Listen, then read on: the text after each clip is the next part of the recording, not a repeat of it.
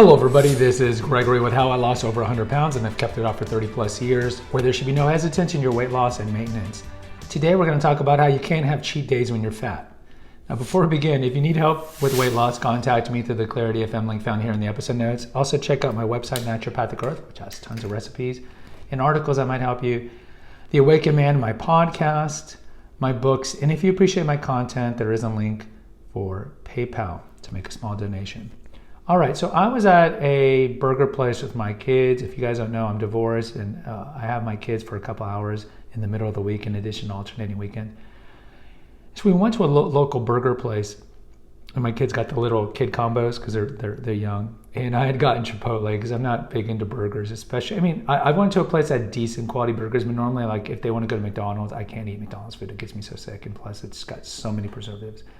But it's a separate issue whether or not I'm a good parent letting my kids go to McDonald's. But this is how McDonald's sucks in the kids with the Happy Meals and the playgrounds. Anyway, so I was in there in line, and there was a very morbidly overweight man behind me. And he was talking to his friend. He was like, well, I'm going to get a bacon cheese combo, double meat, extra large fries, and Fanta soda or whatever. It's like, well, this is my cheat day. And so I was thinking, okay, well, you shouldn't be having cheat days. Look.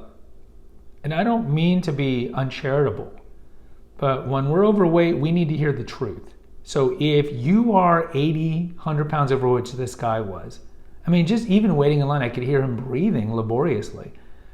If you are morbidly overweight, my brother, you can't have cheat days. You can't have cheat days.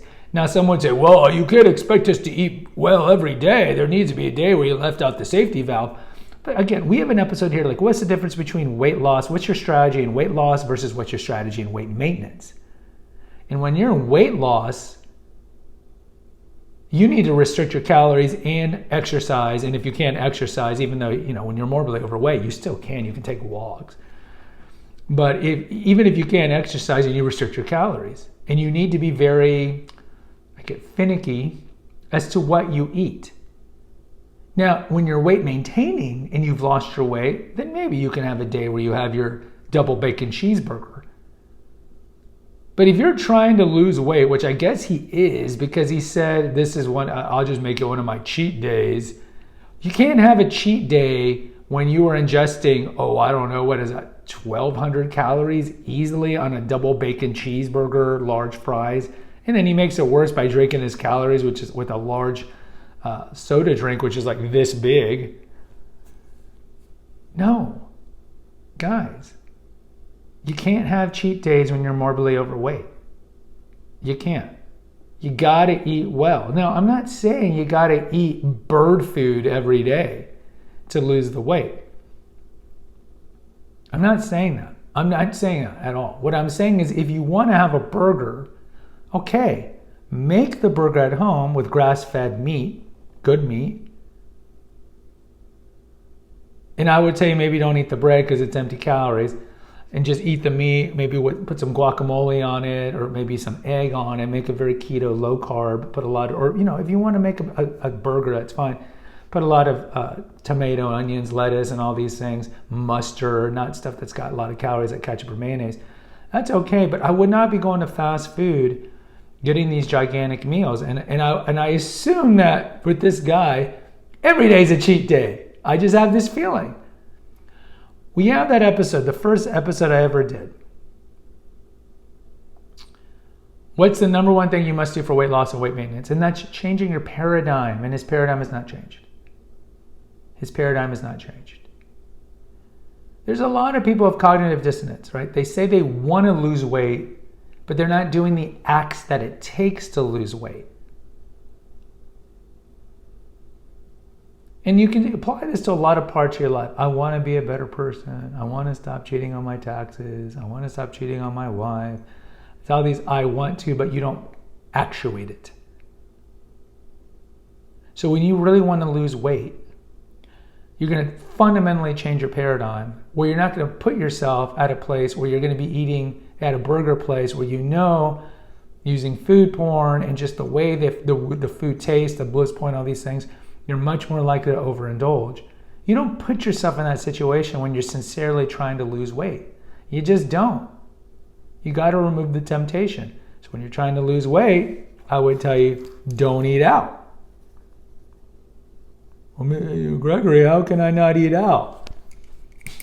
I mean, look 50 years ago, even like 30 years ago, there are a lot of families would never eat out, even on the weekends. Their mom would make them a meal all the time. You don't have to eat out. Now I get it, a lot of men are bachelors, they don't know how to cook well. Dude, I don't know how to cook well. I'll just throw in some eggs, some onions, and green peppers, frozen green peppers and onions, throw them on the skillet and eat an omelet. I can have a can of soup. I got pea soup, it's one of my favorites. Legumes, go to the 20 kitchen items that help me maintain my weight. You don't need to be eating out. You just figure out what you can cook. And then I look around and I scan this fast food place here in Texas. 80% of the people are overweight. And then I start thinking, it's like, I know, it's like what Jesus told Peter when Peter fell asleep in the Garden of Gethsemane. The spirit is willing, but the flesh is weak. And I get it. But at the same time, we cannot say, I want to lose weight, and not back it up by fundamentally changing aspects of your life. You must change your paradigm.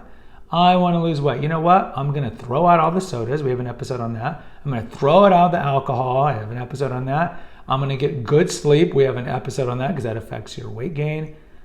I'm not going to eat out. I'm going to stay at home. I'm going to eat everything or have food sent to me because we have those services if you're wealthy enough. And I'm going to walk. I'm going to move the body, shock the body. No matter how fat you are, you can walk. And I'm going to make a daily effort to walk. If I can do some crunches, if I can do even a push-up on my knees, if I can take the stairs at work, that's what it takes. Wishful thinking is not going to make you lose weight. It's like when we tell simpy men, I want a girlfriend. The girl is not going to knock on the door. Whoever's your crush, Gigi Hadid, the model, whoever it is, they're going to knock. Oh, Bob, I want you. You're 200 pounds overweight. Snap out of it. Like Cher tells Nicolas Cage in Moonstruck, snap out of it. If you want to lose weight, then you need to work for it. This country's a meritocracy. The world's a meritocracy. If you want something, you have to work for it. And I don't want to hear the negativistic thing where you hear, yeah, but it's not fair. Skinny people have it easier. Like when it comes to money, rich people are just born that way. This is all loser mentality talk, negativistic thinking. Everybody's born with a different deck of cards. You can't control that. What are you going to do with the deck of cards that you have? That's all you can control. You can control what you put in your mouth. Yes, we all had childhood trauma that caused us to have a disordered relationship with food. What are you going to do about it now? Sitting around and blaming your parents, blaming everybody, blaming the world, blaming your exes, it's going to keep you fat. Nothing's going to change. So stop with the loser mentality. Fundamentally change your paradigm. Stop having cheat days when you're morbidly overweight. And get real. Like Coach Webster told me, go to episode 20 of Confessions of an Obese Child, How I Lost My Weight. Coach Webster looked me in the eye and he said, you're going to die young. You're going to die young. And I don't want that. So find the fortitude in you to start the journey. And part of that journey is you can't have cheat days if you're morbidly overweight. Guys, post in the comments. I'd love to hear from you. Hit the notification, subscribe, and share button. Until next time, take care. God bless and pray.